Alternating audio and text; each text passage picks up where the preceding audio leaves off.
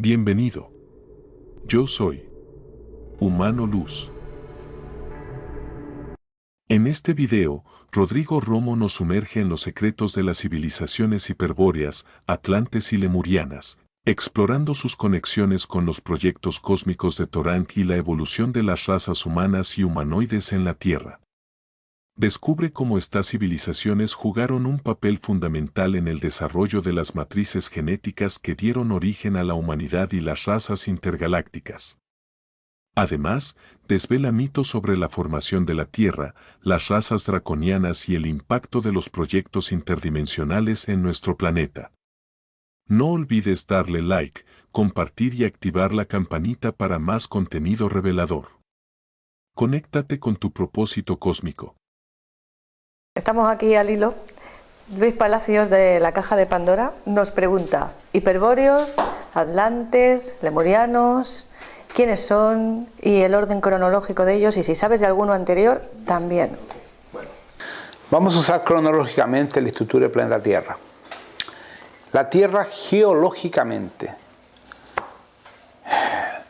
a cerca de 5,2 mil millones de años, o 5,2 billones de años, como decimos en Brasil, fue producida por el campo gravitacional de la estrella de Sirius, nuestra estrella que se llama Montmantia, y más otra estrella llamada Anágora. Y eso generó un desequilibrio y sacó materia solar. Nuestro planeta, la actual Tierra, salió de dentro de la estrella de Sirius como material. Y después fue atrapada por el campo gravitacional de nuestra estrella para este sistema solar. ¿Ya? Entonces, eso es la estructura geológica. ¿Ya? Por lo tanto, es importante que ya están pensando ahí, que me está viendo, ¿y cómo queda la historia de Zacarías, que Tiamat se chocó con Nibiru y del impacto sobre eso? Tontería. Le voy a explicar científicamente la burrada que fue la mal traducción de mi amigo. Lo que sucede. Nibiru tiene un tamaño aproximado semejante a Urano. Por lo tanto, un diámetro ecuatorial por vuelta de sus 30.000 kilómetros de diámetro. Ya la Tierra tiene 12.700 apenas. Maldek, que era el famoso Tiamat, tenía básicamente algo como 75.000 kilómetros de diámetro ecuatorial. Era muy mayor. Y mismo que fueran del mismo tamaño, un impacto en el espacio. Ustedes no saben la velocidad orbital de un planeta, ¿no? Un planeta tiene como velocidad orbital de movimiento en media de 8 a 12 kilómetros por segundo de deslocamiento en el espacio. Es una velocidad brutal, ¿no? El sistema solar anda a 100.000 kilómetros por hora. El sistema solar es la velocidad que se descubrió que la NASA, estoy dando datos de la NASA. ¿Ya? Entonces tú imaginas un planeta del tamaño de Urano, con sus 30 y tantos mil kilómetros de diámetro ecuatorial, a una velocidad de 12, 15 kilómetros por segundo, que es una velocidad considerable, con una masa grande, de masa, de peso, que se choque con otra. No sobra nada. No sobra nada. Entonces, si de hecho Nibiru tuviera impactado con Tiamat, que era mucho mayor, ¿cómo que Nibiru sobró y el Tiamat se partió al medio, dando origen a la Luna y a la Tierra? Si los científicos ya saben que la Luna no es compuesta del mismo material de la Tierra, por lo tanto la Luna no es de la Tierra. Entonces esa historia está mal contada y es un equívoco muy grande de traducción e incluso una manipulación para inducir a que los Anunnakis sean superiores a los humanos. Eso es tontería. Lo desmiento. Entonces, ¿qué sucede? La energía Tierra o la geología Tierra vino para el sistema solar de nosotros, nuestra estrella, a 5.000 millones de años, 4.9, algo así. Y pasó por los procesos de enfriamiento geológico, como se aprende en la universidad en la parte de geología. La primera forma de vida que este planeta tiene empieza a 3,6 mil millones de años atrás a nivel de insectos coacervados, la parte bacteriológica, los insectos y los reptiles.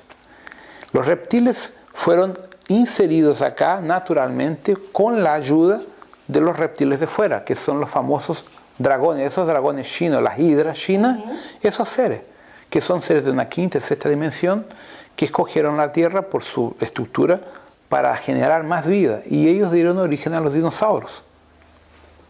Entonces, de la misma forma que Mika, por ejemplo, ha hecho experiencia genética con la forma humana, los draconianos han hecho experiencia genética con su propia especie. Igual. Entonces, durante una época, lo que existía aquí se llamaba Pangea. Es un nombre algo así, Pangea, que es antes de la Hiperbórea.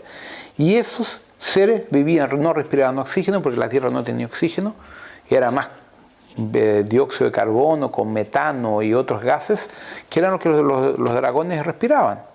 Cuando la geología del planeta fue cambiando, no soportaba más la vida de esos seres a nivel físico. Entonces, naturalmente, empezó a haber cambios energéticos y fueron cambiándose las formas biológicas de este planeta.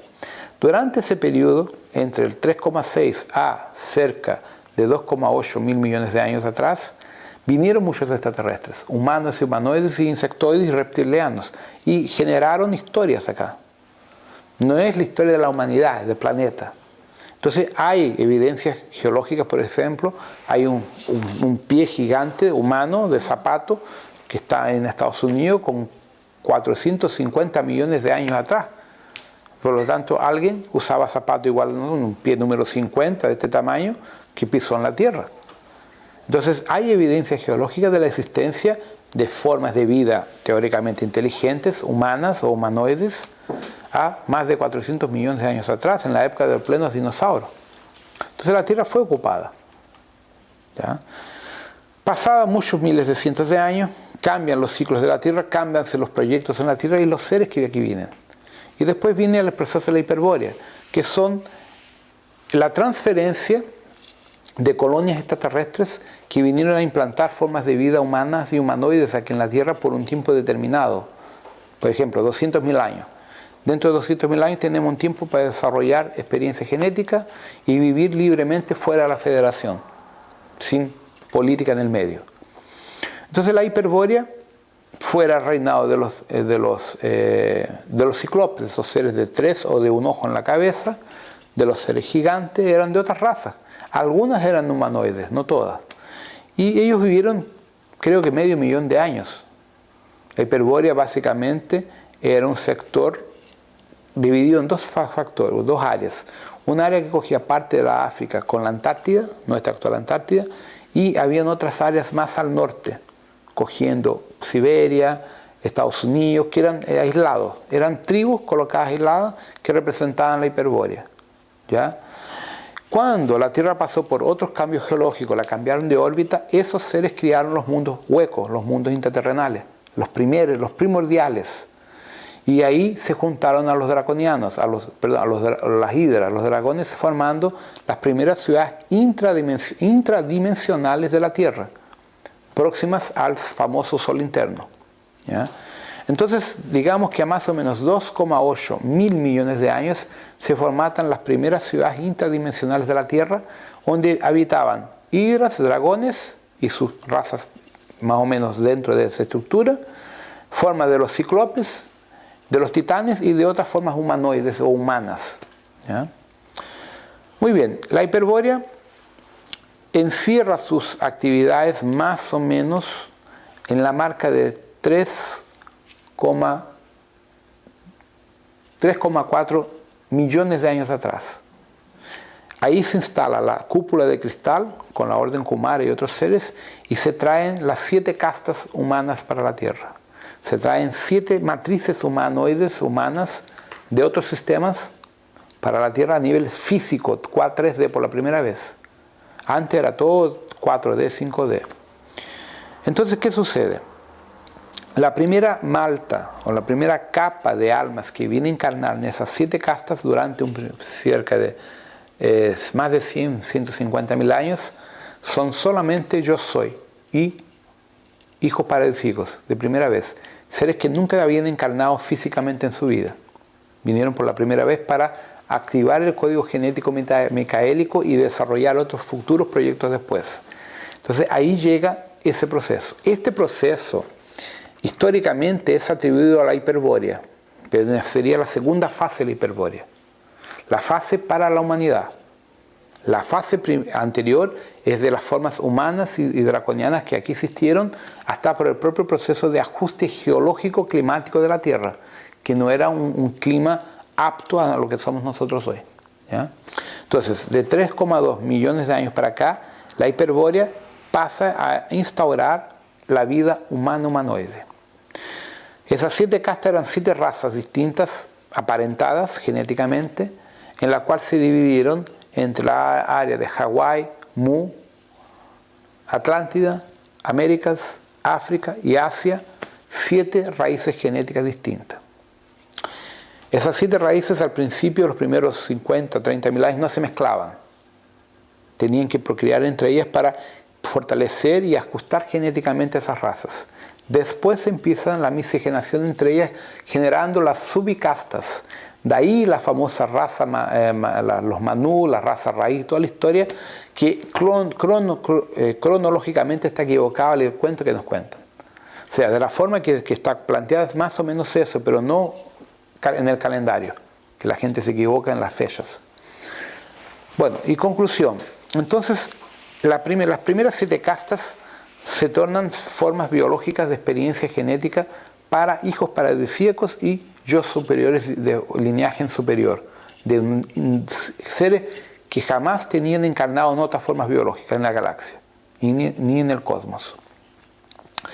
Al fin de los 150.000 años de experiencia, eran, ¿cuánto? No me recuerdo, pero eran algo como...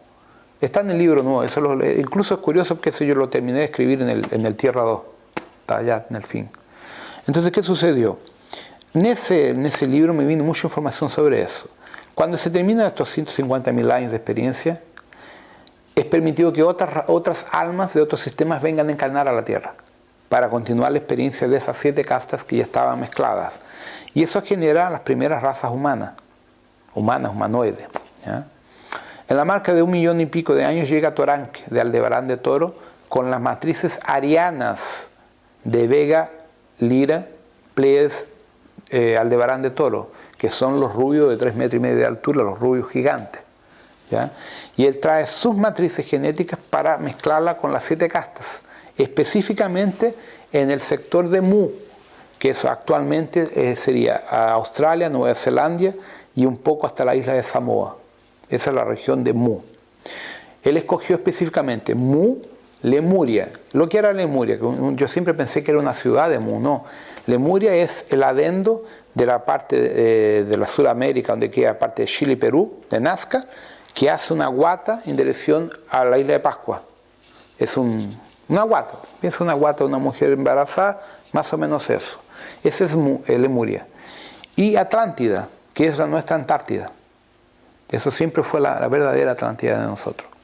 Entonces, esos 3 continentes fueron escogidos por Toranque. ¿Por qué? Porque allá se desarrollarían los proyectos genéticos más revolucionarios de la Tierra, acelerando genéticamente las especies humanas y humanoides que dieron origen a los elfos, la raza humana perfecta con los 12 ADN completos. Tanto que los tipos tenían poderes paranormales absurdos. Pero había un detalle importante. El proyecto de Toranque y los proyectos anteriores eran libros, o sea, toda alma que encarnaba tenía pleno conocimiento de quién era, por qué estaba allá y el tiempo que tendría que estar. Él no quedaba preso al ciclo reencarnacional como nosotros. El tipo venía, de mi contrato dice que tengo 30 encarnaciones, terminó las 30, chao, vuelve a tu casa. Entonces era un proceso muy bonito y libre. Por eso que la Lemuria dicen que fue el mejor lugar del planeta. Y de hecho, lo que yo me recuerdo habían ciudades gravitacionales, las que estaban en el suelo. Entonces teníamos varios niveles de energía, de vida, y los cíclopes, los elfos, todos vivían en paz, no habían guerras. Y era una sociedad que desarrollaba la parte psíquica, emocional y tecnológica. Y ellos controlaban toda la tecnología mentalmente, telepáticamente. Entonces, la historia de Hiperbórea son las 7 castas que migran naturalmente de la estructura primordial de ellos, primitiva por así decir, a 3,2 millones que evolucionan hasta llegar a lo que son los lemures o los gente de Mu.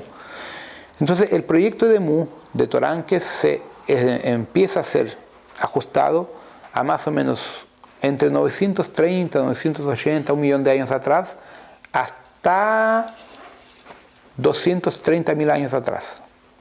Que cuando ellos transfieren todo para otras dimensiones, porque los Anunnaki están haciendo cagadas aquí en la Tierra. ¿Ya?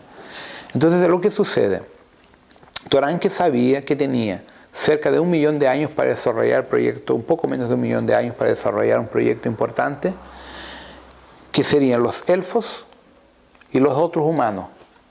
¿Por qué? Porque esta matriz genética de elfos y de humanos era removida de la Tierra y llevada para otros mundos morontiales, para dar proceso a una raza fundamental que se llaman los arquitectos del universo.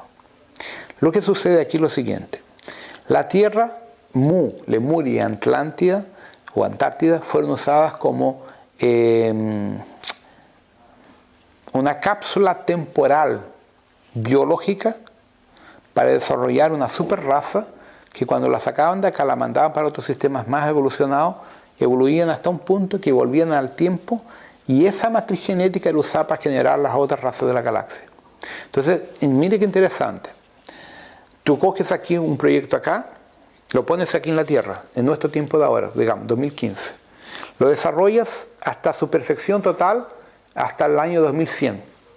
Lo sacas de acá, lo mandas a otro sistema para que evolucione más un poco, hasta el año 2200, por ejemplo, y esta estructura perfecta la haces volver en el tiempo 5 billones de años. Esa matriz perfecta se torna la matriz de toda la genética de todas las razas que hay. Fue exactamente eso que el proyecto de Toranque, para fortalecer el genoma micaélico y humano en la galaxia y en otras galaxias también. Entonces de la Tierra salieron los elfos y otras razas humanas y humanoides que hoy representan en la matriz genética de todas las formas humanas que hay en la galaxia entera. Nació de acá y de otros planetas equivalentes. Entonces el proyecto de Toranque, que involucraba Mu, él tenía no sé si son 72 o 64 ciudades grandes entre Lemuria, Mu y la Antártida. La Antártida ya era compartida con Orion, con Shontor y Gatman, un poco después, pero ya juntos, y con Ashirion. Entonces, Mu era particular de Toranque. Toranque cuidaba de Mu y Ashirion lo ayudaba y hacían sus rollos. Lemuria era intermediario y Antártida era básicamente de Orion, donde también se desarrollaron muchos proyectos. Pero en aquella época, nuestra actual Antártida, como la Tierra tenía otra inclinación, no era el polo sur como es ahora. Más de la mitad de ese continente estaba en la posición que hoy tiene África más o menos. Entonces lo que sucede, era tropical, era caliente. Entonces allá hay, hasta ahora, por eso que han encontrado pirámides y un montón de construcciones debajo del hielo, porque eso era tropical. Entonces cuando se fue para la nueva posición actual de 24 grados inclinado hacia la izquierda de la Tierra, todo lo que era en la parte del trópico fue para el sol, entonces para el sur. Por lo tanto está con una capa de hielo de no sé cuántos metros de hielo arriba. Piensa lo que son 12.000 años en esa actual posición. Tenemos por lo menos ahí, hablemos, en 30, 40 metros de capa de hielo, por lo menos, o más, arriba de las ciudades que están ahí perdidas. ¿Ya? Entonces, Orion, Orion, Antares, Procyon y Arcturianos plantaron mucha cosa en lo que actual Antártida, en lo que era llamado el continente perdido de la Atlántida. ¿Ya? Toranque, Ashirion, Mu, Lemuria. Todo ese grupo de proyectos llegó al tope a 268.000 años atrás, cuando el 80% de la población humanoide y de los elfos ascendió a un nivel superior. La gran parte de esa raza la fue transferida por el sistema de Géminis, en la estrella de Castor y Pollux, que queda a poco más de 20 años luz de aquí o menos. ¿Ya? Y están ahí hasta ahora. Y el resto quedó acá, a nivel físico. En lo que quedó, que era positivo, fue transferido a una quinta dimensión. Y la otra parte se convirtió en los mundos interterrenales como Telos, Mictlán, Erquis, Aurora y otros que hay que no me acuerdo el nombre. Principalmente en la capa de Sudamérica. ¿Ya? Y hay los que se escondieron a nivel intraterreno para el lado de Asia, China, Rusia y Japón en la época. ¿Ya? Entonces, ¿qué sucede? Cuando los Anunnaki llegan acá, a 458.000 años, no era compatible la filosofía conciencial psíquica de los Anunnaki, que eran guerreros, con la jerarquía de Toranque y los otros que estaban acá. Entonces ellos crearon un campo de protección prohibiendo el acceso de los Anunnakis en Mu, Lemuria y Antártida. Por eso es que los asentamientos, las casas de los Anunnaki son todos en la Mesopotamia, en la área ecuatorial, porque el clima les era más favorable. Ellos no soportaban lugares fríos, tibios, no era mucho lo que a ellos les gustaba. Entonces se separaron. Y hay las otras tribus, los otros extraterrestres que cogieron áreas de la tierra. Los sirios fueron para el Tibet. Los tibetanos, el lenguaje tibetano es un dialecto de los sirianos, ¿ya? Y ahí se fueron dividiendo los pueblos, ¿ya? Por situaciones geológicas y energéticas, la marca de los 230, 225 mil años atrás es un divisor de aguas. Cuando Toranque y estos comandantes transfieren la gran parte de los humanos y humanidades para otro nivel energético paralelo al de nosotros. Pero quedan los subproductos genéticos, los neandertales, los cromañones y los australopitecos que quedan dando vueltas, de antiguas experiencias que no tenían sido muy bien sucedidas y otros que tenían regenerado, involuido biológicamente por la reactividad de las bombas nucleares, que se fueron degenerando, que es lo que Enki encontró. Entonces por eso que Enki tuvo que reinserir su código genético para reverter el proceso de generación y crear una nueva especie. Por eso es que los científicos no encuentran el elo entre el chimpancé, el neandertal y nosotros. Hay un hoyo que no hay explicación, porque justamente esa especie fue exterminada a medida que nosotros fuimos desarrollados, ¿ya? Básicamente, las especies de Mu y de Lemuria, lo que existía, fue totalmente asolado cuando hubo el gran tsunami y el diluvio, porque hay como 60, 70 metros de capa de agua más en el mar actualmente, entonces eso se hundió. Y quedó en nuestra memoria subconsciente la historia de Mu y de la Atlántida, ¿ya? Y actualmente los primeros a encontrar toda esa historia fue el cuarto Age, el tercer Age, cuando fueron a la Antártida y descubrieron cavernas y ciudades allá perdidas. Entonces, quien tuvo acceso a la información verdadera de toda esta historia fue Hitler, en el año 1928-26. Hay documentos que muestran que los alemanes reservaron como propiedad de ellos 650 millones de kilómetros cuadrados en la Antártida, como propiedad germánica del nuevo imperio alemán, lo que sea. Y de ahí tenemos actualmente el Cuarto Reich viviendo, en cuevas a 6-7 kilómetros de profundidad. Tienen como 20 ciudades hoy, están con una población de 1,5 millones, 2 millones de personas. Pero no tienen nada que ver con el tercer Reich, es otra energía, y están en contacto directo con los extraterrestres, eso sí, ¿ya? Entonces, esto más o menos es una línea de lo que sucedió aquí en la humanidad. Teóricamente, ¿para dónde iríamos nosotros? A partir del momento que nosotros tomemos conciencia que no estamos solos en el universo y que empezaremos a interagir con estos grupos, tendremos acceso a otros planetas y continuaremos multiplicándonos en otros planetas, así como nuestros antepasados pleiadianos lo hicieron aquí en la Tierra y los propios razas draconianas, los sirios, los pleiades y los otros seres. Entonces es la naturaleza, o sea, procrear y expandirse, hasta que se llegue a un límite que la especie humana se torne andrógena y actúe en un nivel psíquico, no necesite más de la materia. Entonces ahí empezamos a hablar de los humanos etéricos, que ya están en un nivel de quinta, sexta, séptima dimensión, son humanos, pero son energía. Mantienen la forma humana por una situación tal vez de estética, pero no lo necesitan. Y cuando tú concluyes todo tu ciclo biológico, todo lo que tú quieres, retomas tu yo superior. El yo superior coge todas sus almas que produció y retoma a su mónada. La mónada recoge todos los yo superiores necesarios y vuelve a la supramónada. Cuando tú completas el proyecto en la supramónada, pasas por una prueba, una avaliación del Consejo Cósmico, Boronandek, y te tornas un hijo paradisíaco. Ese es el ciclo de todos nosotros. Entonces, la Vía Láctea recibió, si no me falla ahora, no me acuerdo los números exactos, pero eran como 1,5 millones de hijos paradisíacos perdidos aquí en la Vía Láctea. perdidos hasta el día de hoy. 1,5 millones de hijos paradisíacos que están perdidos en el ciclo encarnacional. Entonces, el día que esos tipos se rescaten, van a tener una experiencia fantástica en términos de información para los otros niveles. ¿Ya? Más o menos eso el ciclo. ¿Y se prevé que el planeta Tierra, como has dicho antes, que también se puede estar convirtiendo en un sol, vuelva a cambiar esos 24 grados? Sí. La Tierra tiene que quedar con 0,0. El problema es justamente el 0,0. Es que la gente no lo entiende. El salto cuántico. La cosa es más complicada, porque imagina, si tú estás físicamente hablando, tienes la Tierra en esta posición, y le haces así, ¿a dónde va el agua que está queda? Cuando hagamos esto, que va a serlo así, vamos a tener los famosos tsunamis de 700, 800 metros de nuevo. Entonces, no queda nada en vivo aquí, físicamente. Ese cambio va a ser repentino, no va a ser un cambio gradual. Va a ser un golpe solo. Entonces, lo que sucede, todos nosotros vamos a morir. Y tenemos el cuerpo astral, vamos reencontrando en el otro cuerpo. La mayor parte de nosotros no va a ni darse cuenta de lo que pasó. La gente que esté más espiritualizada se va a dar las manos, se va a sentar, va a agradecer y ya está del otro lado. Ni siquiera se da cuenta que murió.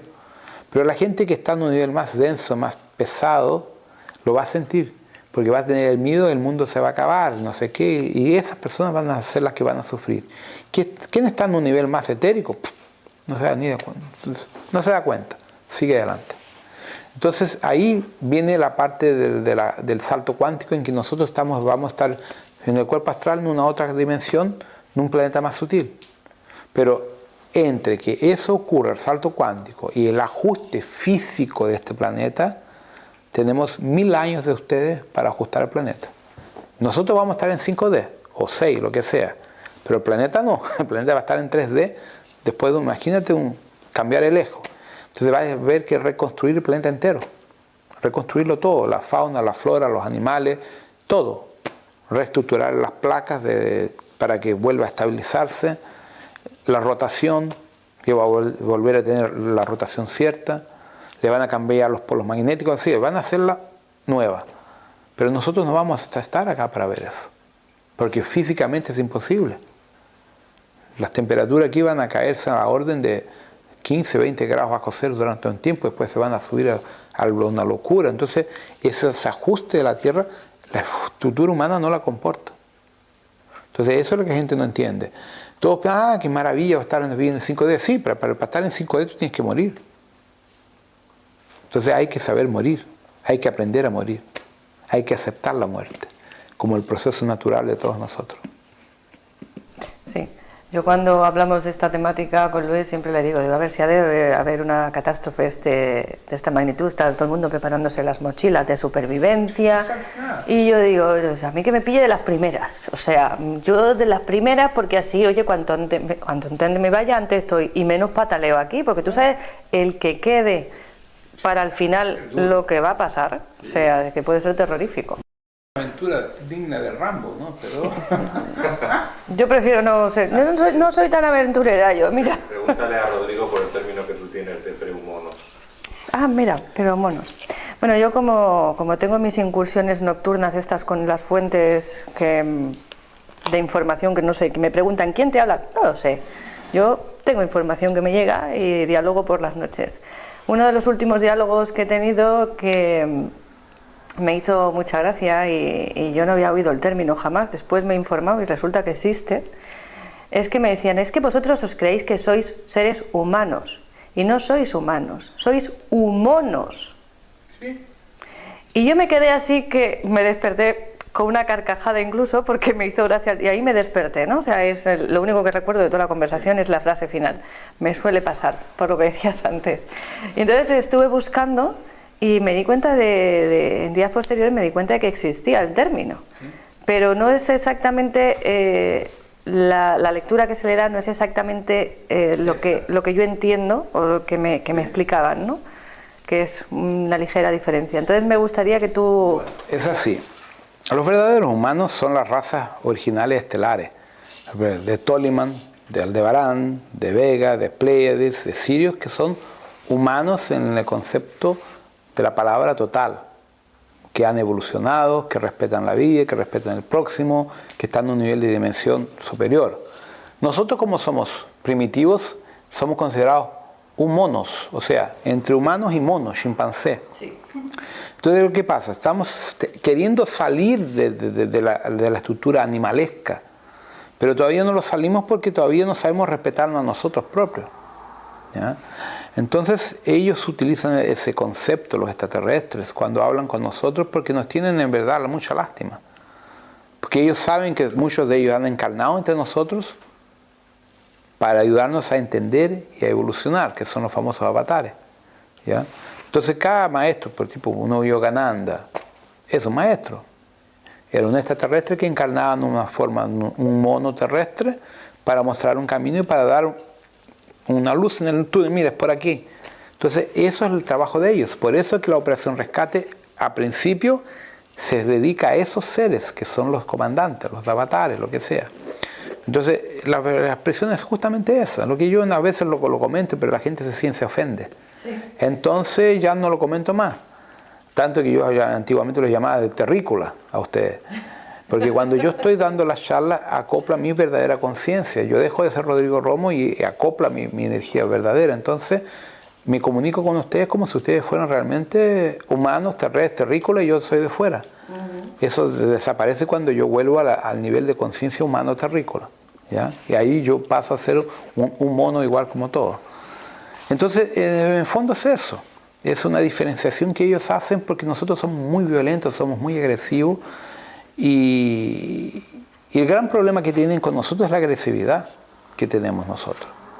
Tanto que estoy en contacto con un chico en México, creo que es Javier. Juan, no me acuerdo el nombre, se me fue el nombre de él ahora. Y él hace trabajo de regresión por hipnosis y cogió un chico que fue abducido por un Zeta. Y está 3 horas y media de grabación en el YouTube de una regresión hipnótica. Muy interesante. Entonces estábamos conversando porque hoy me comunico con él por móvil, por WhatsApp y por mail.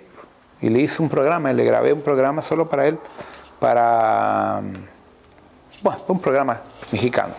Estábamos conversando y él me dio el enlace del programa de él. Y en el programa muestra que el gris dice exactamente eso. El Z. No, era un gris, perdón. Que ellos tienen miedo de conversar con nosotros, que somos muy agresivos. Como ellos son físicamente débiles en relación a nosotros, ellos tienen miedo de nuestra agresión, entonces ellos nos paralizan. Igual que cuando nosotros va a trabajar con un animal del zoológico, le metemos inyección tranquilizante para que no nos ataque. Exactamente la misma cosa. Que somos una raza extremadamente agresiva, ¿ya? Entonces una gran parte de los extraterrestres tiene esa dificultad de comunicación con nosotros. Te voy a contar lo que le pasó a una alumna mía. Esto es una anécdota verdadera. Es una señora gaúcha del sur de Brasil, unos 75 años, que no tiene hijos, ya entonces quiere irse, ¿no? Entonces yo un día le hice una broma, dije, que donde ella vive en una parcela hay muchos discos voladores, muchos, y ella tiene una hacienda enorme. Entonces le dije, mira, haz lo siguiente, un día que veas un disco, síguelo y dile que eres mi amiga, que te consigo un lugarcito para irte. Pero se lo dije bromeando. Entonces, el año 2013, final de octubre, algo así, no me acuerdo si fue el final de 2012 o 2013, algo así, ¿ya? Ella tiene un chofer que ella no maneja, y vieron un platillo grande, y cogió el auto atrás del platillo. Y el platillo estacionó en su parcela, en su sitio, que tiene una hacienda muy grande. Y era de noche, entonces llegaron más o menos donde el disco tenía bajado, y ellos fueron los dos, ella con 75 años y el chofer, locos por el disco, pero se le olvidó que cuando hay un disco hay gente dentro, ¿no? Esa parte no se acordaron. Y cuando llegan al disco, que estaba más o menos unos 3-4 metros de ellos, estacionado, flotaba, no estaba al suelo, vieron los 3 ocupantes que estaban cortando unos árboles y sacando el néctar de las plantas, sí, los árboles, ¿ya? Los 3 tipos eran muy simpáticos, pero eran humanos en formato, pero con piel de lagarto y ojos de gato, así, ¿no? Y eran ojos color fuego, ¿no? Naranja, fuego, y de unos 3 metros y pico de altura. Entonces, ellos se sorprendieron porque ellos esperaban gente humana. O sea, yo creo que ni pensaron en extraterrestres, pensaron en la nave, pero se olvidó la otra parte. Y esta señora empezó a mentalmente a balbucear: yo soy amiga de Rodrigo, no sé qué, y él le respondía: si, no se preocupe, si conocemos a Rodrigo, la conocemos a usted, ¿no? No le vamos a hacer nada, nosotros somos jardineros espaciales. Y el chofer, que era militar, era policía, que estaba armado, ese tuvo un problema, que se... los pantalones. Porque ella me contó: Rodrigo, era una energía tan amorosa, pero con aquella apariencia física es difícil. Bueno, entonces el policía pensó en usar el alma, ¿ya? No lo consiguió porque la energía de los tipos medio que lo paralizaron. Entonces ella me dijo: más interesante, yo me sentía muy bien, con miedo, pero bien al mismo tiempo, pero tensa, porque yo vi un bicho, un lagarto, que me miraba con energía de amor. Pero ¿cómo un lagarto tiene energía de amor? Esa situación que para nosotros es medio extraña, ¿no? Bueno, se acabaron yendo, y estos tipos la acompañaron hasta la casa psíquicamente y le llevaron a viajar en la nave, todo en el cuerpo astral. Y después tuvo varios otros encuentros con estos seres. Pero ahí sucede exactamente eso. Nuestro miedo hace con que rechacemos a estos seres. Y si uno está armado, tiene un pedazo de palo, una piedra, le va a dar en la cabeza al tipo. Entonces ellos se esconden de nosotros porque no estamos capacitados al contacto. Porque lo que uno espera que como un dibujo de Sananda, de los maestros preciosos, los rubios preciosos, o los morenos lindos de ojos celestes, pero la mayor parte de los extraterrestres no es así. Es una minoría que usa la especie humana. Entonces, ese es el problema de los contactados. ¿Ya? Por eso es que casi todos los contactados los paralizan. Los llevan paralizados para las naves, y después que el tipo se tranquiliza, van a conversar con él. ¿De dónde surge ese miedo nuestro hacia estas especies que son diferentes? Culpa de los Anunnaki, por el abuso que ellos tenían con nosotros. Ellos abusaban de nosotros. ¿De acuerdo? En Lil, que mate el primogénito, que si no me respeta, los le daba caña. Entonces, Enlil, con su postura arrogante y militar, engendró en los judíos el temor a Dios, el temor a los dioses. Los griegos, los romanos tenían pavor a los dioses porque los dioses no daban caña. Zeus, Odín, Thor, eran todos violentos. Entonces, ese miedo de nosotros viene de esa época en que los propios dioses se daban mal entre ellos, se guerreaban y nos cargaban a nosotros en sus guerras. Entonces, de ahí viene ese subconsciente. Que en realidad tales dioses no son... No son dioses. Entidades Claro. extraterrestres.